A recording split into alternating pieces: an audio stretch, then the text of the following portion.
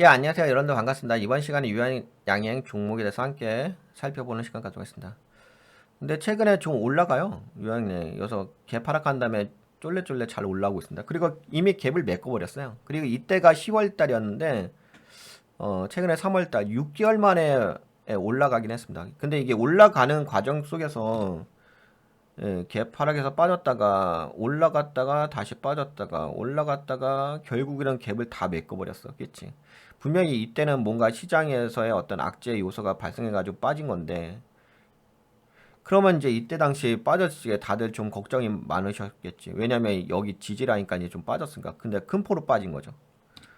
그러다가 6개월 만에 결국은 이 갭을 매끄러. 그러니까 6개월도 안 걸렸어. 여기가 지금 갭까지 올라가는데 이게 10월 25일 날 확 빠져버렸고, 물론 이제 10월 8일 날, 10월 18일인가 하여튼간 그때 빠졌고, 여하튼간 10월 중순쯤 빠졌고, 그 다음에 12월 날 올라간 거도. 그러니까 여기서 갭 하락하면서 빠진 다음에 이 갭을 메꾸는데 단 3개월 걸렸어요. 그렇죠, 3개월. 근데 여러분들도 아시다시피 이렇게 통상적으로 갭 하락하면서 빠져버리게 되면은 어떻게 하죠? 뭐 이게 하한가 수준으로 빠진 거거든요. 네, 10월 18일 날 마이너스 17.99% 빠졌고, 그리고 살짝 반등했다 또 빠졌죠. 계속 빠졌습니다. 근데 이 갭을 메꾸는 게, 다 메꾼 건 아닌데, 그래도 거의 메꾸러 올라간 자리가, 네, 여기가 1월이죠. 그래서 여하튼 간에 1월 초, 그러니까 딱 3개월 걸렸어. 3개월 만에 갭을 메꿨다고. 근데 무슨 얘기야? 그러면 오히려 이때 갭 하락했을지가 기회라는 거죠. 그리고 이렇게 크게 빠졌지가 기회인 거지, 기회. 기회였으면은 3개월 동안 내가 꾸준하게 물량을 샀으면은, 그치? 오히려 여섯 샀으면 이 갭을 메꾸면서 내가 수익을 냈겠지. 그럼 여기가 변동폭이 얼마나 될까? 상승을 하는데 변동폭이, 야, 근데 얼마 안 된다? 30%밖에 안 돼? 잠깐만. 아, 이게 얼마 안 되는 거야, 변동폭이? 여기 갭을 메꾸는데 올라가는 게, 그러면 그렇게까지 많이 빠진 건 아닌가 보다. 30%밖에 안 됐구나. 아, 35% 정도? 물론 여기서 이제 빠진 건 있었지만, 마이너스 17% 정도, 마이너스 18% 정도 빠지고, 이게 이렇게 볼까요?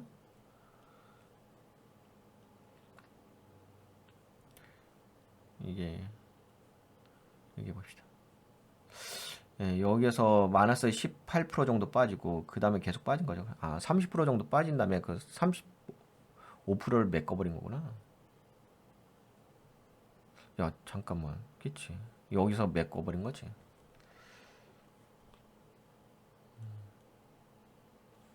3개월 만에.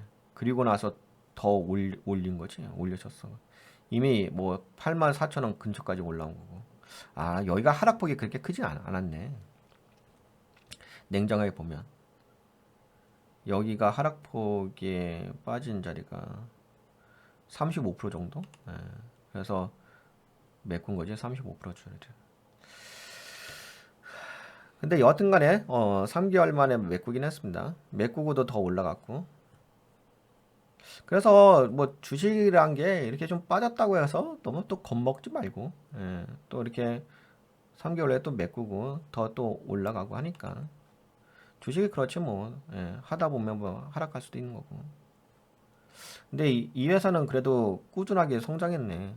이거 월봉인데 여기가 주봉이고, 월봉에서도 올라갔다가 조정 줬다가 올라갔다가 조정 줬다가 올라갔다가 올라갔다가 조정 줬다가 올라갔다가 조정 줬다가 올라갔다가 그 이렇게 보게 되면, 그치, 올라가지, 상수치지. 이렇게 앞에는 월봉 주봉. 네. 근데 이 회사는 아무래도 그 재무가 받쳐줄 거예요. 유한양행은. 유한양행 나와라. 재무를 봅시다. 투자 지표. 부채 비율, 네, 33 적죠. 이자 보상 비율. 돈을 많이 버는 회사는 아니네요. 3.23밖에 안 되죠. 원래는 예전에 돈 벌었네. 16점 이자 보상 비율이 16.04, 21.99, 23. 예전에 잘 나갔었는데 2023년 그러니까 이때부터 좀 안 좋아졌네. 그치. 이자 보상 비율이. 영업이익도 많이 떨어졌다. 175억에서 226억, 273억에서 그다음 8억 8천만 원. 그다음에 다시금 올라오긴 합니다. 59억 5천만 원으로. 최근에 좀 나아지는 모양새가 있죠. 요 시점이 그 주가가 폭락한 그 시점하고 얼추 비슷하긴 하네요. 그래도 워낙 회사가 좋은 회사예요. 자본 잉여금, 저기 이 잉여금이 1조 9천억이에요. 1조 8천, 1조 8천9백 1조 8천8백 그 다음에 다시 1조 9천으로 올라왔지. 1조 9천7백이죠. 네, 회사는 되게 좋은 회사예요. 재무적으로. 그러니까 안정되는 회사죠. 매출 총이익률은 30, 영업이익률, 근데 영업이익률이 높지 않네, 그쵸? 이 회사가 그 영업이익률이 높지 않은 이유가 있더라고요. 3, 5, 5, 0.18, 1.36밖에 안 되잖아. 높진 않죠. 이게 제약바이오 쪽 치고는 영업이익이 되게 낮은 편에 속하죠. 근데 이 회사가 어떤 회사냐면은 유한양행은 다양한 사업 분야에서 활동하고 있으며 주가 상승에 영향을 미치는 요인들이 있습니다. 아래는 유한양행, 유한양의 사업 분야가 의약품. 유한양행은 전문 의약품과 일반 의약품을 생산하고 판매합니다. 그러니까 약간 의약품 쪽 판매가 핵심이더라고. 그 다음에 건강기능식품, 기능성 음료와 건강보조식품 이런 거 판매하고 현대인의 건강을 기여하는 거. 생활용품, 살균, 소독,漂白제, 치약 등을 판매한다. 그러니까 약간 신약의 개념이 좀 그렇게 강하진 않아요. 그리고 동물약품, 축산과 수산, 애완 품목으로 구성됐고 동물약품의 영역으로 뭐 점차 확대하고 있다. 그렇죠. 그러니까 약간 약을 파는 제약회사. 예. 근데 이제 요번에 이슈가 되고 있는 게 그거죠. 근데 이것도 좀 냉정하게 볼 필요는 있어요. 되게 안정적인 회사는 맞아요. 그러니까 제약 바이오 치고서 음, 그래도 이제 아까 뭐 이 인형도 보셨지만 되게 안정적인 회사고 그런 건 맞습니다. 그래 꾸준하게 성장할 수 있는 회사는 맞아요. 근데 이제 이 저기 있는 거죠. 요번에 그 유한양행의 비소세포폐암 치료제 렉나자 이슈가 있는 거죠. 이 렉나자가 얀센 쪽 글로벌 제약회사 얀센에다가 기술 수출을 한 거거든요. 예, 그래서 그것이 지금 FDA 품목 허가에 들어가 있어요. 근데 그 품목 허가가 우선 심사에 채택돼 갖고서 일반 심사는 그러니까 NDA를 진행할 때 일반 심사는 1년 정도 걸리거든요. 근데 우선 심사로 선정이 되게 되면 6개월 정도예요. 그래서 지금 이 근데 이게 그 유한양행의 렉나자인데 이게 이제 라이센스가 얀센으로 넘어간 거거든. 그래도 뭐 말순이라든지 이렇게 심사에서 이제 신약으로 선정이 되게 되면은 승인이 되게 되면은 혜택은 있죠. 뭐 라이센스 아웃을 한 부분이니까 거기서 좀 매출이 증대될 수 있는 부분이 있죠. 예, 그런 건 있어서 그것이 이제 지금의 그 유한양행의 모멘텀이라고 볼 수가 있긴 하겠지. 왜냐면 그러니까 이 기술 수출을 한 품목이야. 예, 기술 수출한 품목. 렉나자가 비소세포 치료제로. 근데 이게 지금 NDA가 진행 중에 있어요. 그래서 지금 NDA가 그 마무리가 되는 게 예상되는 게 8월 달로 보고 있는 거거든요. 빠르면 8월 달 아니면 좀 늦으면은 내년 상반기. 네, 내년 상반기라고. 이게 지금 심사가 제가 알기로는 2월 달부터 들어간 걸로 알고 있어요. 그래서 보통은 이제 6개월이거든요. 근데 이게 반드시 우선 심사라고 해서 반드시 꼭 6개월은 아니에요. 6개월이 살짝 넘을 수도 있어. 그래서 뭐 진짜 늦으면 내년 상반기라고 이야기하는 건데, 근데 제가 봐도 한 맞을 것 같아. 예. 통상적으로 봤을 때는 8월 달이 맞을 것 같아. 그래서 그런 모멘텀이 지금 있습니다. 유한양행에. 그리고 아까 보셨다시피 이 재물을 봐보세요. 이 회사의 그 재물을 보시게 되면 돈을 그렇게 많이 버는 회사는 아니에요. PBR이 어떻게 되죠? PBR은 2.51 하죠. 냉정하 봐야지. 아까 보셨잖아. 근데 이걸 봐보세요. 수익성을 보시게 되면 영업이익률이 1밖에 안 돼요. 야, 근데 이게 높구나. 아, 근데 이거는 저거잖아. 연말에 19로 된 거니까. 연말 그거고. 평상시에 순익률이 3밖에 안 되잖아. 3, 1, 5, 8밖에 안 된다고. 근데 제약바이오 치고 되게 적다. ROE가 6. 그쵸? ROE도 그렇고. 야, 근데 이렇게 적냐? 오씨. 적구나. ROE가 6이고 ROA가 5예요. 그냥 안정적인 회사예요. 예, 그냥 안정적인 회사. 뭐 재무적으로 문제될 회사는 아니고 그냥 안정적이다. 그래서 이 회사가 그 변동성이 그렇게까지 크지는 않을 거예요. 유한양이 아까 전에도 보셨다시피 여기서도 좀 빠진 것도 뭐 기껏 해봤자 약 예, 한 40% 정도 빠진 거고 이렇게 봤을 때는 뭐 60%긴 한데 그렇게까지 크게 빠지는 회사는 아니거든요. 뭔지 아시겠죠? 특성이. 그러니까 이게 뭐냐면은 회사가 이제 지금 돈이 그렇잖아요. 여기 보시게 되면은 수익성이 별로 없잖아. 근데 이런 상태에서 예를 들어서 그 8월 달에 그 기술 수출한 냉나자가 승인을 받았다 쳐봐요. 그러면 이제 돈이 들어오긴 하겠지. 그래도 일부 돈이 들어오긴 하겠지. 마일스톤에 따라서겠지. 계약 체결에 따라서. 그러면 이제 당연히 증가할 수가 있긴 하겠지. 영업이익률이. 지금 뭐 3, 5, 5, 0, 1인데 그러면 이게 그 다음이 2가 되던 3이 되던 4가 되던 될 거 아니야. 그치? 그러면 좋은 거지 뭐. 그러면 이제 주가의 상승의 모멘텀, 이 회사의 밸류업의 어떤 리레이팅이 될 수 있는 그런 모멘텀이 되는 거죠. 그 승인이.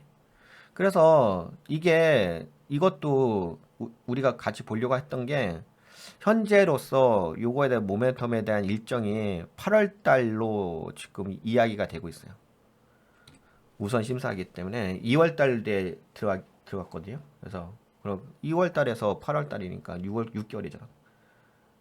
예, 그런 모멘텀이 있어서 이게 지금 올라왔잖아요. 그렇지. 근데 종목의 장점이 있어요. 안정적인 회사란 건 있어. 그거에 대한 장점을 무시할 수는 없어요. 왜냐면 안정적이면 내가 돈이 많이 들어갈 수가 있거든.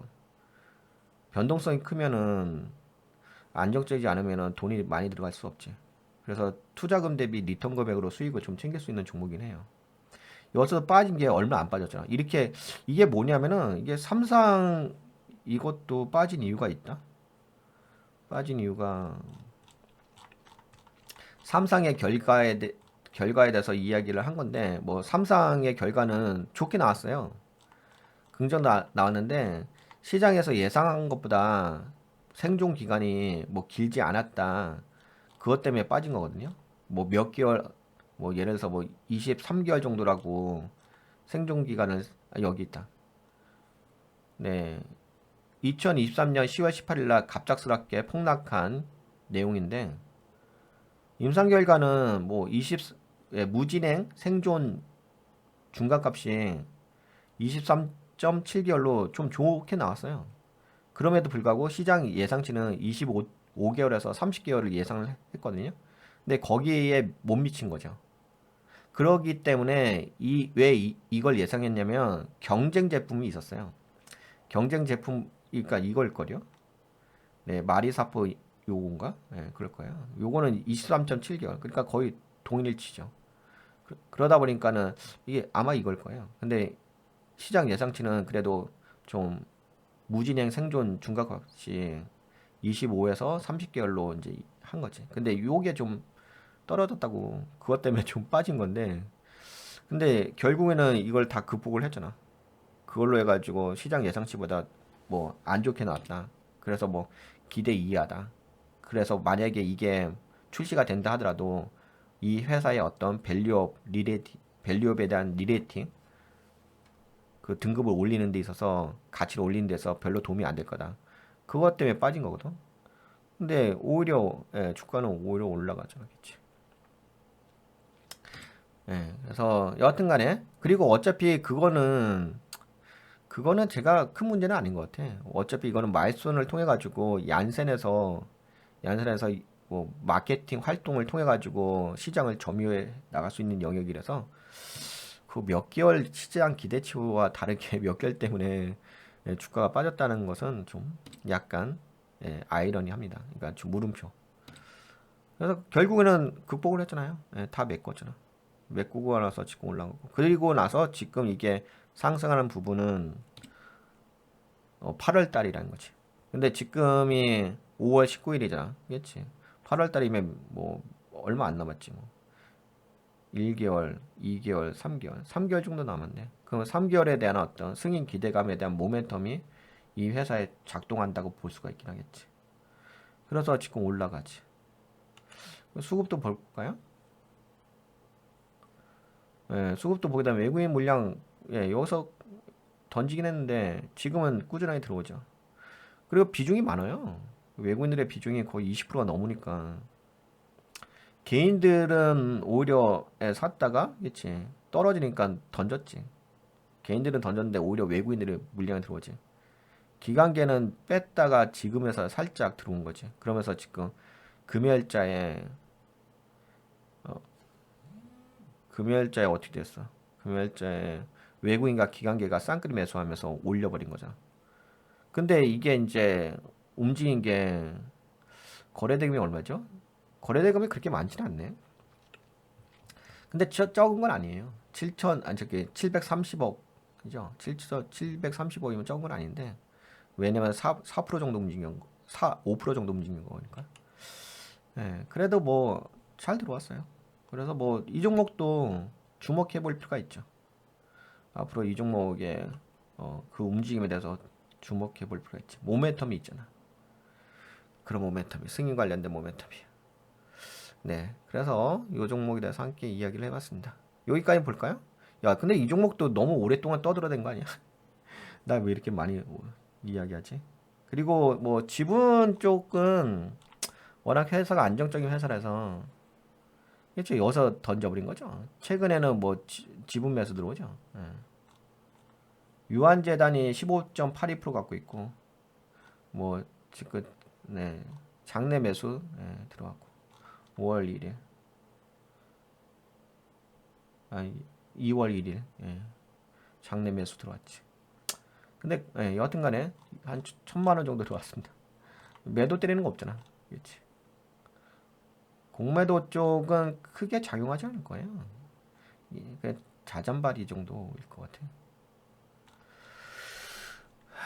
41만 주지 50만 주 그치 별 차이 없어요. 그리고 이제 요번에 그 이 실적이 약간은 뭐 기대치 이하다라고 하는데 근데 원래 그럴 걸 같은데 이게 요거는 보세요. 이거 제가 일일이 다 떠들어대면 시간 오래 걸려요. 그냥 기본만 볼게요. 저거 왜냐면 저거 그 실적 발표가 나오고 나서도 주가가 5월 16일인가요? 주가가 올라갔잖아, 그치? 이게 실적 발표 나고 나서 주가가 오히려 더 상승했잖아, 그치? 5월 17일 날, 그치? 그러니까 저거는 여러분들이 적당하게 해석하시면 돼요. 실적 발표가 나가서 오히려 올라갔으니까. 네, 외국인 지분율이 높아요. 그러니까 외국인이 지분율이 높다는 얘기는 그만큼 회사가 안정적이라는 얘기예요. 유동 비율이 68.7에 적당하죠. 네, 그냥 안정적인 회사입니다. 그리고 뭐 빠져봤자 그렇게까지 크게 폭락하는 회사도 아니고 그리고 이것도 빠질지가 좀 웃겼어요. 이거 이렇게 하락할 때 그냥 시장에서에 대한 그 우려감, 그러니까 우려감에 의해서 빠진 거잖아. 그러니까 우려감하고 현실하고는 좀 다른 거죠. 그러니까 우려감에 의해서 뭐 심리적으로 빠진 건데, 그러면 만약에 이게 진짜 문제가 있었다고 한다면은 더 빠졌어야지. 계속 폭락했어야 되는 거 아니야? 그러니까 주식이란 게 이런 게 웃긴 거죠. 이게 주식이란 게 그래서 사람의 심리예요. 아니, 우려감이 있어서 빠진 건데 왜 이게 안 빠져? 계속 빠져야지. 근데 왜 이걸 왜 메꿨냐고. 그것도 단 3개월 만에. 이게 웃기는 짬뽕인 거죠. 그러니까 주식을 하실 때 현실에 직시하실 필요가 있어. 그러면 당연히 여기서 떨어지게 뭐 했겠어요? 개인 투자자분들이 뭐 손절 때리고 뭐 나 혼자 살겠다고 손절 때리면서 막 던지지 않았겠어요? 자기 혼자 살겠다고? 아, 이거 폭락했으니까 나 손실이라도 줄여보겠다고. 그 손절하신 분들이 얼마나 많이 있었겠어요. 근데 결국에는 몇 개월 후에 다 메꿔버리고 오히려 더 올라가잖아. 오히려 떨어질 때가 기회라 생각하고 더 물량 모았으면 더 큰 수익을 냈겠지.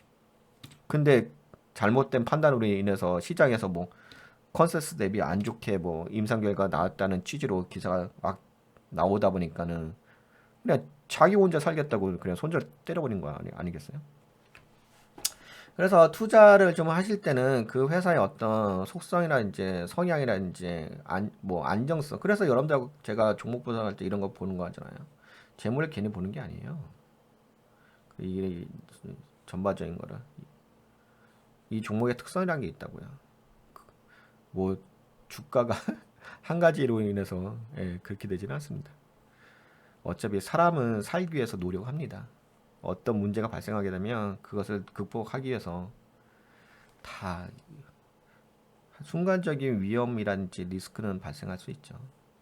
네, 여하튼 간에, 그래서 투자를 하실 적에 이런 부분은, 종목의 어떤 특성을 좀 충분하게 이해하시고, 올바르게 투자하시면 좋을 것 같아요. 그렇잖아요. 결국은 오히려 빠진 자리보다 더 많이 올라가잖아. 네, 그렇습니다. 이런 모멘텀까지 다 말씀드렸으니까, 잘 생각해 보시고. 네, 이 정도 할까요? 네, 근데 제약바이오 쪽 녹화는 이렇게 오래 걸리지? 네, 어떻게 좀 도움이 되셨나요? 도움이 되셨다고 생각되시면 돈같이 유튜브에 오셔서 멤버십 가입해 주시고 일로도 오세요. 돈 버는 가치 투자로도 함께 하시면 좋을 것 같습니다. 네, 여러분들 수고하셨습니다. 안녕, 건강하시고요.